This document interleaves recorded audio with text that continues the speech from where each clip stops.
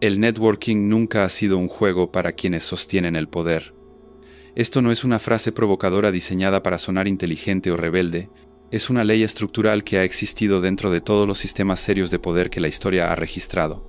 Donde quiera que el poder opere de verdad, en cortes antiguas, élites políticas, dinastías financieras o jerarquías corporativas modernas, el networking siempre ha pertenecido a quienes están en los márgenes, no a quienes deciden los resultados. La sociedad te entrena para creer que el networking es una virtud, que el progreso proviene de la conexión, que el ascenso requiere visibilidad, sociabilidad, presencia. Te muestran imágenes de cenas privadas, apretones de manos estratégicos, círculos curados de personas de alto valor. La implicación es simple: expande tu red y el poder acabará recompensándote. Pero esa narrativa no está diseñada para elevarte. Está diseñada para estabilizar la estructura.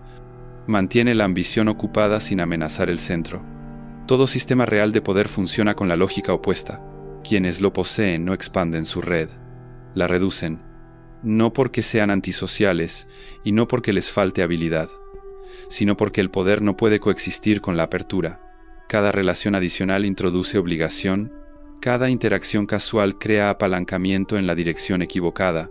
La accesibilidad en la cima no es generosidad, es erosión. Quienes tienen autoridad real no intentan ser conocidos. Deciden quién puede conocerlos. El acceso es la moneda. El control de la proximidad es el mecanismo. Cuanto más difícil es llegar a alguien, más valioso se vuelve ese acceso. Esto no es un rasgo de personalidad, es una necesidad estructural. En los niveles bajos de la jerarquía, el networking es elogiado. Se etiqueta como proactividad, ambición, inteligencia emocional.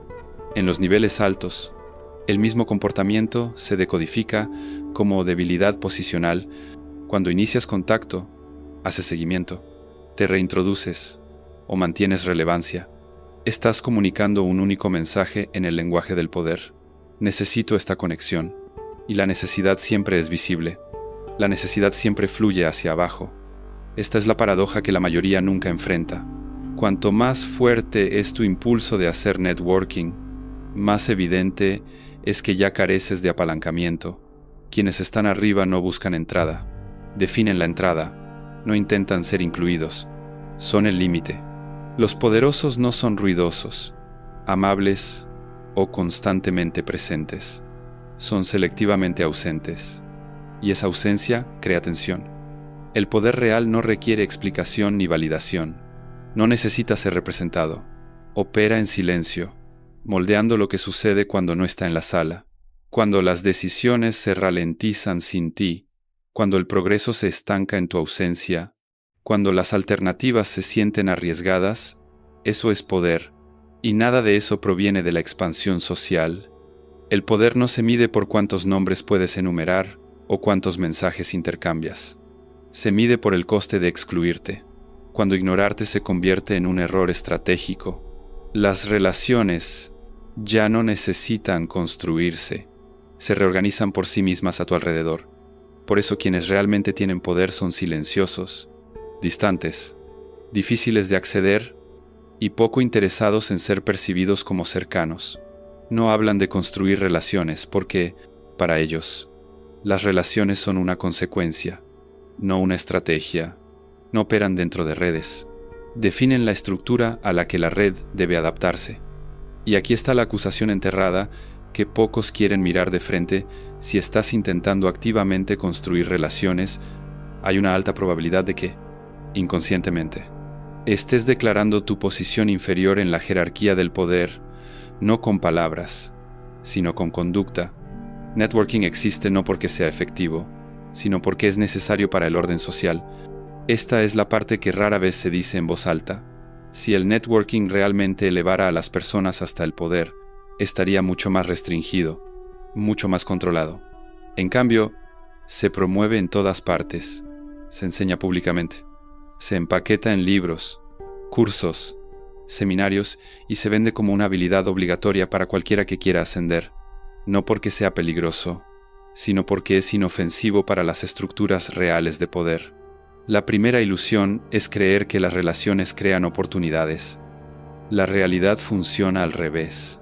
La oportunidad solo se mueve hacia el poder o el apalancamiento ya existente. Las relaciones vienen como subproducto, no como causa. Cuando no se pierde nada por excluirte, cada conexión que formas es provisional, reemplazable y estructuralmente inferior. Se te tolera, no se te necesita. La segunda ilusión es creer que conocer a mucha gente es una ventaja. En redes de bajo nivel puede parecer cierto, pero en estructuras de alto poder, el exceso de conexiones señala falta de control de fronteras.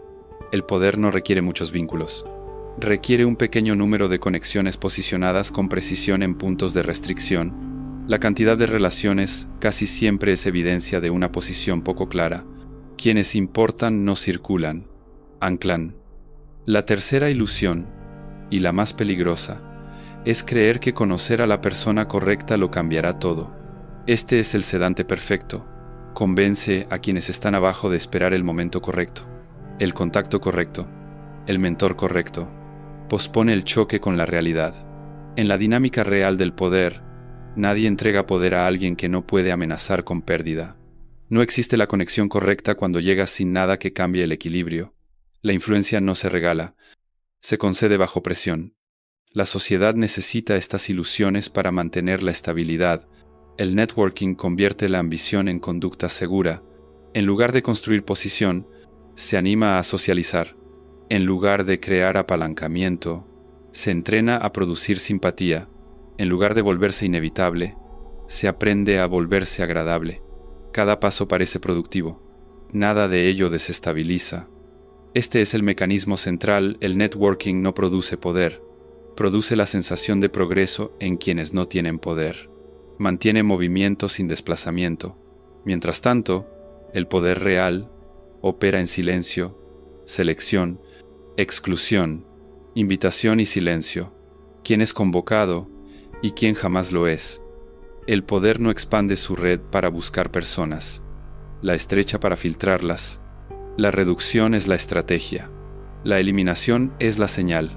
Y cuando el poder existe, el networking aparece automáticamente, pero solo como acercamiento unilateral desde abajo. En ese punto, ya no es construcción de relaciones. Es un intento de ser aceptado. El networking no nace de la fuerza, nace de la incertidumbre sobre la posición. En su nivel más profundo, el networking es una respuesta psicológica de quienes no controlan dónde están dentro de una estructura. Cuando no conoces tu posición, te adhieres a otros para localizarla. Cuando careces de apalancamiento claro, tomas prestadas relaciones para simular seguridad. El networking no es una estrategia, es un mecanismo de autocalma disfrazado de ambición. Todo acto de networking gira alrededor de un miedo quedar fuera, no ser invitado, no ser informado, no ser considerado cuando se toman las decisiones reales. La gente no hace networking porque quiera poder, hace networking porque teme la exclusión de un juego que no puede ver por completo. En el lenguaje del poder existe una señal no pronunciada que siempre se lee correctamente. La persona que inicia contacto mantiene comunicación y mantiene viva la relación. Señala que su posición no es lo bastante fuerte como para atraer a otros de forma natural. Ninguna cortesía ni refinamiento altera esa señal. En toda jerarquía, quien necesita más está más abajo. El networking engaña a través de la sensación de movimiento. Estás ocupado. Conoces gente, intercambias información, tu calendario se llena, se siente como progreso, pero el poder no se mide por actividad, se mide por el peso de la ausencia. Si desapareces y nada se desestabiliza, tu networking era ruido periférico. Existe una confusión peligrosa entre ser familiar y ser temido. El networking te vuelve familiar. El poder surge únicamente cuando otros empiezan a calcular el riesgo de seguir adelante sin ti. La familiaridad produce comodidad. La comodidad disuelve el poder. Quienes tienen poder no buscan gustar. Crean un nivel controlado de inquietud lo suficiente para que su presencia no pueda ser descartada. Observa cómo el poder reacciona ante dos tipos de personas. Una aparece constantemente, inicia sin descanso y mantiene contacto. La otra aparece rara vez, pero cada aparición está ligada a recursos. decisiones o cambio estructural. La primera es reconocida, la segunda es recordada. En dinámica de poder, ser recordado pesa más que ser reconocido. El networking también alimenta otra necesidad del ego: ser visto. Quienes no tienen posición confunden visibilidad con valor.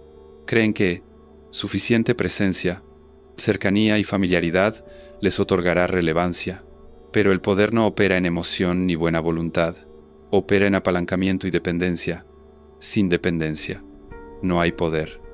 Por eso, el networking es especialmente seductor para individuos inteligentes que aún no controlan un cuello de botella. Les da la sensación de estar jugando un juego mayor, mientras los mantiene contenidos dentro de límites permitidos. No se les bloquea, no se les rechaza, pero nunca se les elige. Y esta es la ley fría que todo sistema de poder obedece dentro de cualquier red. Quien necesita más relaciones es quien tiene menos poder. El momento en que ya no necesitas ser recordado es el momento en que empiezas a volverte peligroso. Y cuando llega el poder, la necesidad de hacer networking desaparece sola, no por virtud, sino porque las reglas cambiaron y ya no estás en el borde. Machiavelli nunca te preguntaría: ¿a cuánta gente conoces? Esa es la pregunta de alguien que está fuera del poder. La única pregunta que le importaba era: ¿quién se ve obligado a tenerte en cuenta cuando se toman decisiones? En la lógica maquiavélica, el networking no es una herramienta para crear influencia, es una señal de que la influencia aún no existe. Quienes tienen poder no expanden su círculo social en busca de ventaja. Fabrican ventaja primero y luego permiten que las relaciones se formen alrededor de esa ventaja.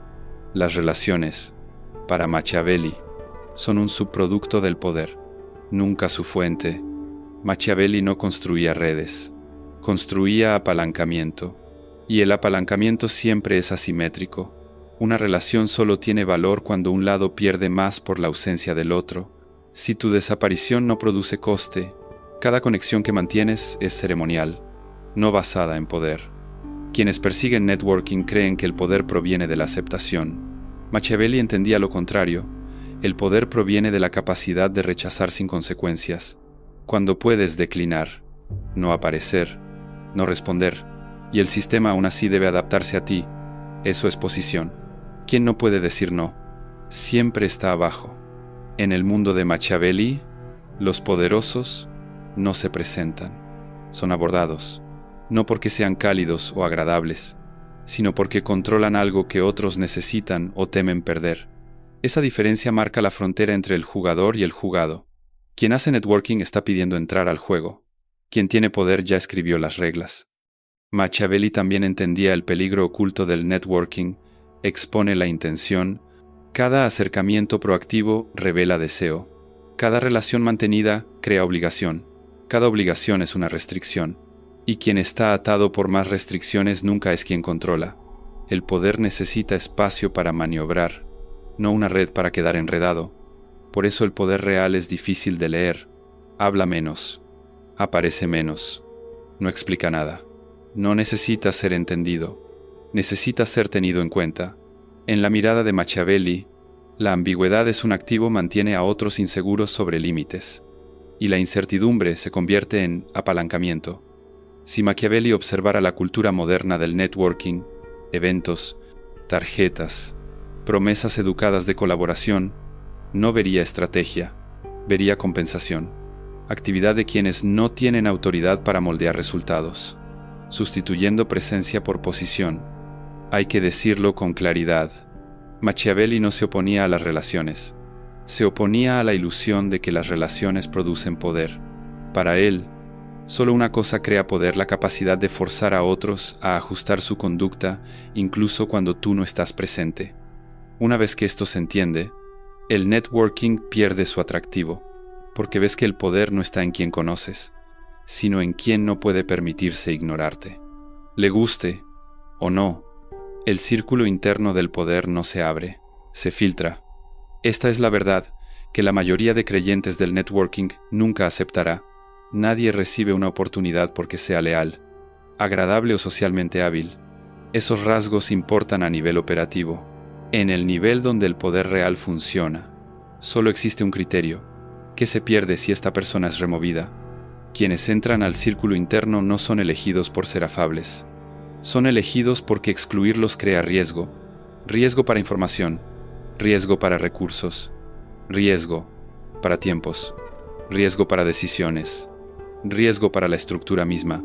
Cuando la ausencia de alguien introduce peligro estratégico, esa persona queda retenida automáticamente, sin pedir, sin presentaciones, sin rituales de construcción de relaciones. Aquí colapsa toda ilusión de networking. El círculo interno no necesita comunicadores. Necesita cuellos de botella, personas que controlan un paso crítico, personas que bloquean o abren el flujo de información, personas que dictan tiempos, personas cuya participación vuelve peores las alternativas si no están. Al poder no le importa si eres bueno o malo. Solo mides inclinas el equilibrio. Alguien encantador y fácilmente reemplazable nunca entrará al círculo interno. Alguien difícil, silencioso y socialmente desagradable, pero estructuralmente irreemplazable, permanecerá siempre, aunque nadie lo quiera.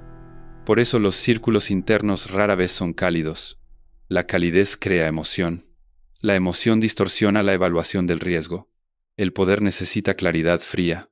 Los miembros del círculo interno pueden desconfiar, competir o resentirse en silencio, pero se necesitan. Y en dinámica de poder, la necesidad siempre pesa más que la simpatía.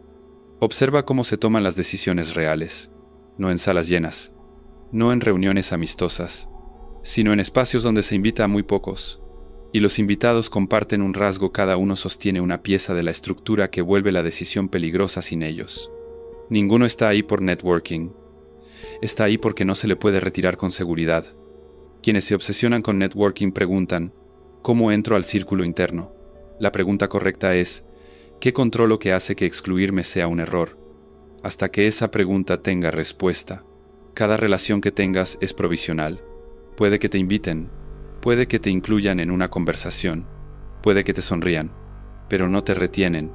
Y en poder solo, existen dos estados: retenido o reemplazable. El círculo interno no recompensa esfuerzo, recompensa apalancamiento. Nadie concede poder a quien no puede costarles algo si es ignorado.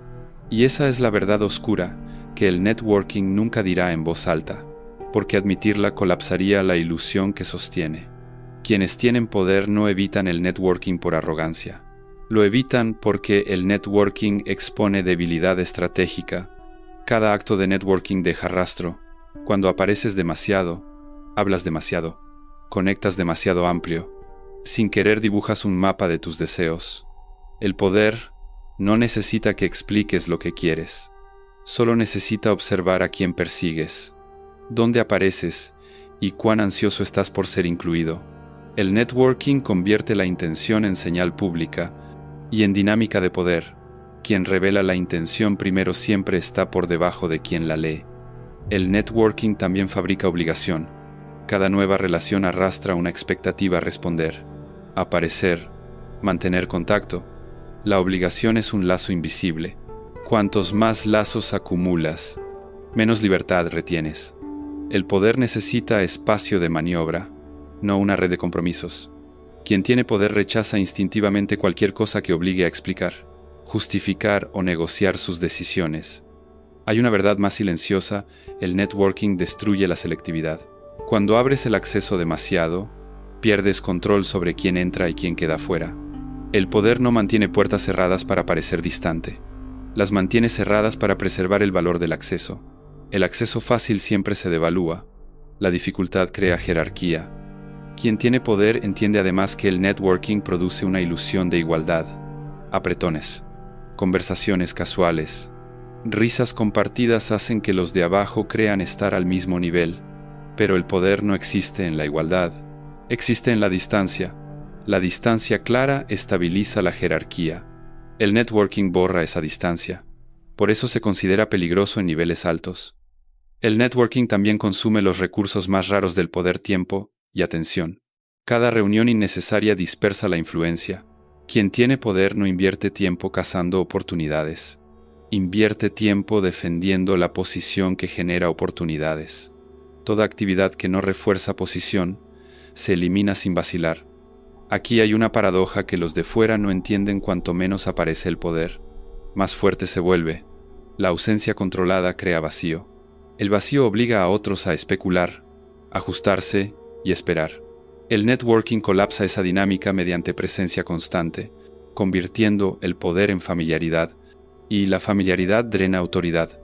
Por eso, cuando los poderosos observan a alguien haciendo networking agresivo, no piensan, esta persona es proactiva. Piensan, esta persona está buscando un lugar. Y en estructuras de poder, buscar un lugar significa que no tienes uno. El poder real no busca validación, exige consideración, no rechaza relaciones. Rechaza relaciones que no añaden apalancamiento. No crean riesgo si se ignoran y no refuerzan control. Por eso el networking se ve como un juego de niveles bajos, no porque sea inmoral, sino porque se vuelve innecesario una vez que el poder existe. Cuando controlas tiempo, reglas o un cuello de botella crítico, no necesitas buscar gente. Otros se acercarán a ti, con cuidado, deliberadamente, conscientes del desequilibrio. Todos los debates sobre networking existen solo en niveles bajos. En el nivel del poder real, la pregunta deja de ser ¿con quién debo conectar? Y pasa a ser ¿quién es seleccionado? Aquí, el marco debe cambiar por completo. Mientras preguntes cómo construir relaciones, sigues en la posición de alguien que pide acceso. En el instante en que empiezas a preguntar quién merece acceso a ti, tu posición se desplaza. El poder comienza exactamente en esa transición. La selección no es conducta social, es un acto estructural. Quien tiene poder no va buscando personas, crea condiciones que obligan a otros a aparecer por sí mismos, no por carisma, sino porque controla un cuello de botella, el flujo de recursos, información, decisiones o tiempo, pasa por él. Y cuando controlas el cuello de botella, no necesitas networking, necesitas filtrar. La diferencia entre networking y selección está en la dirección del movimiento. El networking se mueve hacia afuera, la selección atrae hacia adentro. Uno se expande para ser aceptado, el otro se contrae para preservar control. Uno teme quedar fuera, el otro hace que la exclusión sea peligrosa. Bajo selección, las relaciones dejan de ser objetivo, se convierten en recompensa condicional. No todos tienen acceso, no todos tienen conversación, no todos son informados. La escasez aquí no es táctica, es el resultado natural de la posición, y la posición se construye con apalancamiento, no con simpatía. Cuando cambias a selección, el comportamiento de los demás cambia de inmediato. Observan en lugar de acercarse. Calculan el timing en lugar de iniciar. Preguntan indirectamente en lugar de directamente, no porque te hayas vuelto más cálido, sino porque aparece el coste del rechazo. La selección también exige algo que el networking jamás enseña: la capacidad de excluir. Quien tiene poder no intenta satisfacer a la mayoría, acepta ser menos gustado, malinterpretado, etiquetado como difícil o distante, porque cada exclusión correcta incrementa el valor de ser elegido, y en poder, el valor se concentra alrededor de lo difícil de acceder. El punto crítico es: no puedes ocupar la posición del que elige mientras ocupas la posición del solicitante. Esos estados se anulan. En el momento en que buscas aprobación, entregas el derecho a seleccionar. En cambio, cuando estás dispuesto a dejar que otros esperen, especulen y se ajusten para acercarse, las reglas cambian.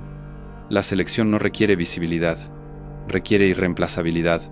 No requiere presencia frecuente, requiere que tu ausencia cree un hueco. No requiere ser querido, requiere que otros calculen las consecuencias de seguir sin ti. Esta es la frontera que casi nadie cruza, porque la selección obliga a abandonar la ilusión segura del networking y entrar en una zona de aislamiento controlado. En ese espacio, no eres ampliamente conocido, pero cualquiera que te conoce entiende exactamente por qué debe tener cuidado. A partir de aquí, toda relación se invierte. Ya no construyes la red, la defines. El poder no se revela con palabras. Se revela en cómo las situaciones reales ordenan automáticamente a las personas en posiciones superiores e inferiores. Cuando observas escenarios reales, networking y selección dejan de ser ideas abstractas. Se vuelven visibles estructuralmente. En negocios, el networker es quien persigue oportunidad. Conoce, Se presenta, ofrece, persuade, pide reuniones, llamadas, alianzas. El que está en posición de selección no hace nada de eso. Sostiene el cuello de botella del valor, la base de clientes, el flujo de caja, el canal de distribución o la decisión final. Cuando se calla, los proyectos se detienen. Cuando reaparece, todo se acelera. Nadie le pregunta a quién conoce. Le preguntan cuándo decidirá. Dentro de organizaciones o política interna, el networking aparece como construcción de alianzas, mantenimiento de relaciones, suavizado de conflicto. El networker necesita apoyo para sobrevivir. El que selecciona no necesita facción. Controla secuencia y timing. Una reunión solo importa cuando asiste. Una decisión solo se cierra cuando asiente. Otros pueden debatir, negociar, incluso resistir, pero aún así esperan. Esa es la diferencia entre participar en discusión y definir el resultado. En entornos sociales de alto nivel, el networking se ve como presencia constante, contacto regular, mantener la conexión caliente. El que selecciona aparece rara vez, pero cada aparición altera cómo los demás se comportan. Nadie está seguro de lo que quiere, lo que piensa o cómo responderá. Esa incertidumbre obliga al autoajuste. No hay cercanía aquí, solo distancia respetada. En todos los escenarios, el patrón es idéntico. El networker se mueve constantemente. El que selecciona hace que otros se muevan a su alrededor. Uno pregunta, ¿a quién debería conocer? El otro pregunta, ¿quién me necesita? Uno se mantiene visible para ser incluido. El otro se mantiene silencioso para forzar consideración. No hay escenario en el que el networking derroque poder. En el mejor de los casos, permite a alguien de fuera acercarse al borde de la mesa, pero el borde no es el centro. La selección es el centro, y la selección solo aparece cuando controlas algo, sin lo cual el sistema no puede funcionar con fluidez. Observa reacciones, no declaraciones. ¿Quién espera respuestas? ¿Quién ajusta agendas? ¿Quién retrasa decisiones? Cuando alguien falta, eso no requiere palabras. Se responde con conducta, y la conducta siempre es más honesta que cualquier discurso sobre relaciones. En todo entorno real, el resultado es el mismo. El networker hábil puede ser invitado. El que selecciona es retenido. Uno puede asistir a reuniones interminables y no cambiar nada. Otro solo necesita estar ausente para que todo se ralentice. Esa es la frontera final entre actividad social y poder real. Si has leído hasta aquí y sigues pensando en networking, revela una sola cosa. Estás buscando aceptación, no consideración. El poder no responde al esfuerzo. Responde a la posición, habilidades, relaciones, buena voluntad. Todo se vuelve irrelevante en el momento en que tu posición puede ignorarse sin consecuencias. La línea es clara si tu presencia es opcional. No tienes poder, sin importar a quién conozcas o cómo hables. Un cambio de poder no ocurre cuando conoces más gente. Ocurre cuando otras personas empiezan a ajustar su conducta porque existes, cuando esperan tu respuesta antes de decidir, cuando retrasan acción porque tú no apareces, cuando calculan el riesgo de avanzar sin ti. Esto no es sentimiento, es dato conductual. Hazte estas preguntas sin piedad. Si te retiras, ¿quién se mete en problemas? Si te callas, ¿qué se estanca? Si te quitan, ¿quién paga el coste? Si no hay respuestas concretas, entonces todo networking que haces es compensación por falta de apalancamiento. No te faltan relaciones, te falta algo que obligue a las relaciones a orientarse hacia ti. Un cambio de poder también exige aceptar una verdad que casi nadie quiere: te querrán menos. Cuando dejas de iniciar contacto, dejas de mantener cortesías de presencia, dejas de aparecer para tranquilizar a otros. Te percibirán frío, distante, difícil de leer. Eso no es defecto, es el precio de la posición. El poder no necesita afecto, necesita ser calculado.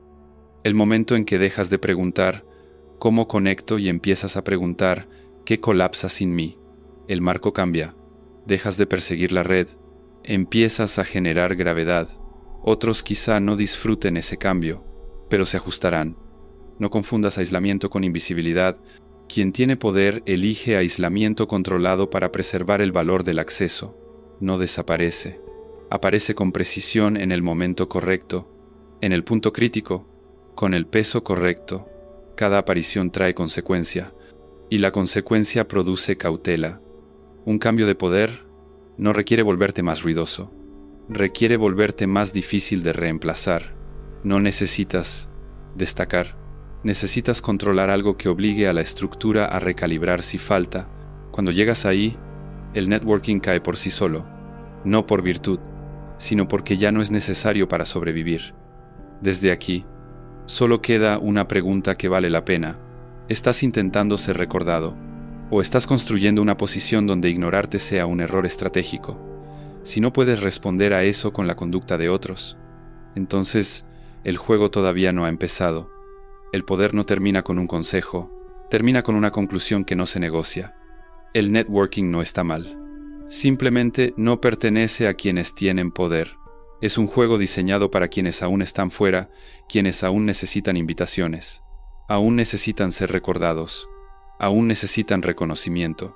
En el momento en que debes construir relaciones para sobrevivir, tu posición en la estructura ya se ha revelado antes de que digas una sola palabra. Quienes tienen poder no conectan, son conectados hacia ellos, no porque sean más amables, no porque se comuniquen mejor, sino porque ignorarlos implica riesgo estratégico. Cuando el poder aparece, no llega con invitaciones, llega con ajuste. Las agendas cambian, las decisiones cambian, el lenguaje se recalibra. Nadie explica por qué, solo entienden que no ajustarse es peligroso. No te engañes creyendo que más relaciones compensarán la ausencia de posición.